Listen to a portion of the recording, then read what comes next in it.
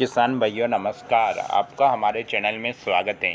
तो किसान भाइयों, आज के इस वीडियो में हम बात करेंगे आपको सोयाबीन की फसल में यूरिया की आवश्यकता है या नहीं है।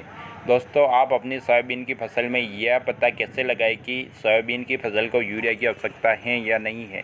दोस्तों, इसका एक तरीका मैं आपको इस वीडियो में बताने वाला हूँ, जिससे देखकर आपको यह समझ में आ जाएगा कि आपको अपनी सोयाबीन की फसल में यूरिया डालना है या नहीं डालना है। अगर डालना है तो कितना डालना है, इन सभी के बारे में हम इस वीडियो में बात करेंगे।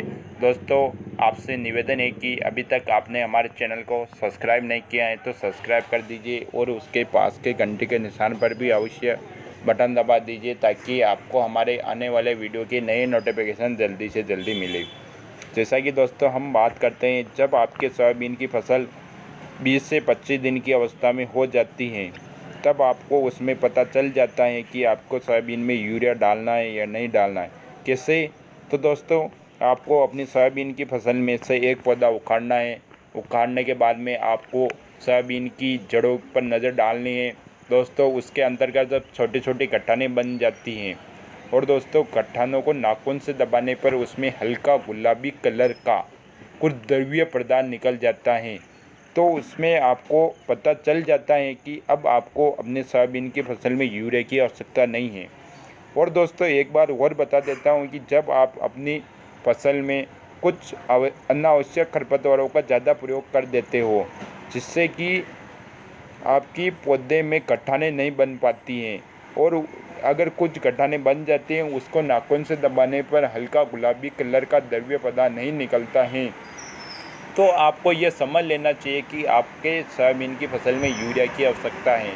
दोस्तों, यह भी कब पता चलेगा? जब आप 15 से 20 दिनों के अंतर्गत आप किसी भी सोयाबीन की फसल में खरपतवार नाशित दवा का प्रयोग कर देते हो, उसके बाद में आपको यह पता चल जाएगा।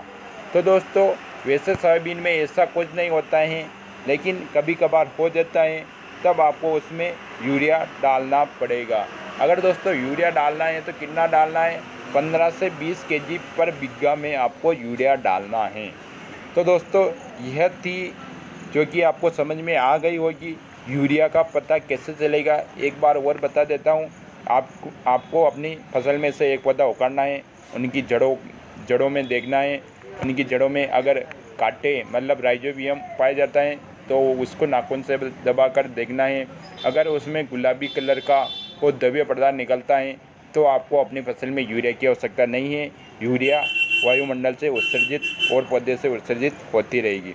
तो दोस्तों, यही थी जानकारी, जो कि कैसी लगी। अगर अच्छी लगी है तो वीडियो को लाइक करें और हमारे चैनल को सब्सक्राइब करें। हम मिलते हैं नई वीडियो में। धन्यवाद। जय जवान जय किसान।